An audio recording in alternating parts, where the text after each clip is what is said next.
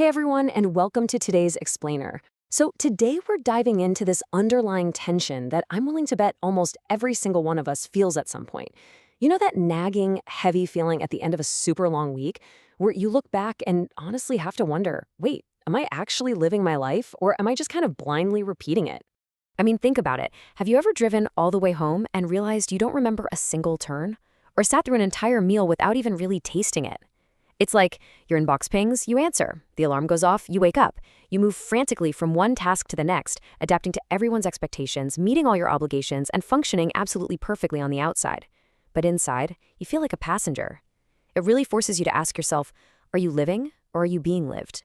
Okay, let's dive into this, because the numbers behind this exact feeling are literally staggering.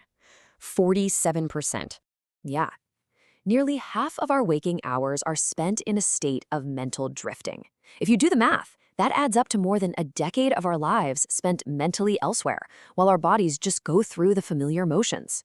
Now, don't beat yourself up, because your brain actually does this on purpose. It's trying to conserve cognitive energy. It's basically a built-in energy-saving mode. But when that mode becomes your default, well, it comes at a major, major cost to your well-being. Section 1. The Autopilot Trap. Biology and psychology. So psychologists often talk about this in terms of dual process cognition. You've got System 1, which is fast, automatic, and totally driven by cues. And then you have System 2, which is slower, much more deliberative and intentional. Autopilot is essentially just your System 1 taking over. And originally, it's a survival strategy. The problem really begins when these former survival strategies, like, say, numbing out just to get through a super stressful workday, accidentally become the architecture of your entire life. Now, autopilot is undeniably useful, right? It drastically reduces your cognitive load, so you don't have to consciously think about how to brush your teeth or drive a car. But when autopilot runs your days, you naturally start to drift away from your core values. You begin to feel emotionally flat, and you experience this profound loss of personal authorship. You literally become absent from your own experiences. Section 2. Are you being lived? The psychological cost. The philosopher Martin Heidegger actually described this exact phenomenon. He called it everydayness. He argued that we unthinkingly conform to the anonymous they, judging art, enjoying pleasures, and adopting lifestyles simply because it's what everyone else is doing. We just fall through life taking the path of least resistance. But Heidegger noted something absolutely fascinating here. He said that moments of crisis, whether that's a bad breakup, losing a job, or even just a sudden, jarring realization of time passing, are actually vital opportunities. They forcefully break the chain of routine and give us this rare chance to stop conforming and finally take stock of our authentic selves. Albert Camus pointed out a similar idea with his concept of the absurd. Life's daily routines can feel essentially meaningless because, well, the universe isn't exactly handing us some grand prepackaged purpose. We are the ones who have to actively choose to inject meaning into those routines.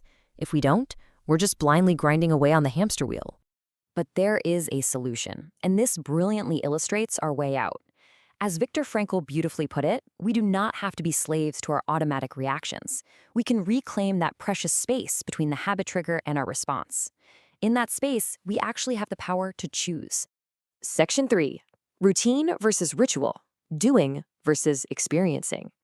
Now, what's really interesting about this slide is how it shows that the exact same daily action can be an empty routine or it can be a grounding ritual. See, routines are focused entirely on efficiency, habit, and getting an outcome. Rituals, on the other hand, are all about meaning, presence, and the experience itself. So a routine is eating dinner while scrolling on your phone just to get it over with. A ritual is taking a moment to set the table, actually tasting your food and just being present. You can actually convert a boring routine into a conscious ritual using this really simple rule of 3. Let's take your morning coffee, for instance. Step 1, intention. Decide why it matters. Maybe it's your one moment of total peace before the daily chaos starts. Step 2, presence. Put the phone down, smell the roasted beans, feel the physical warmth of the mug in your hands. And Step 3, symbolism. Let that cup of coffee represent your active commitment to self-care for the day. That simple, tiny shift anchors your entire morning. Section 4. Reclaiming attention. Evidence-based tools.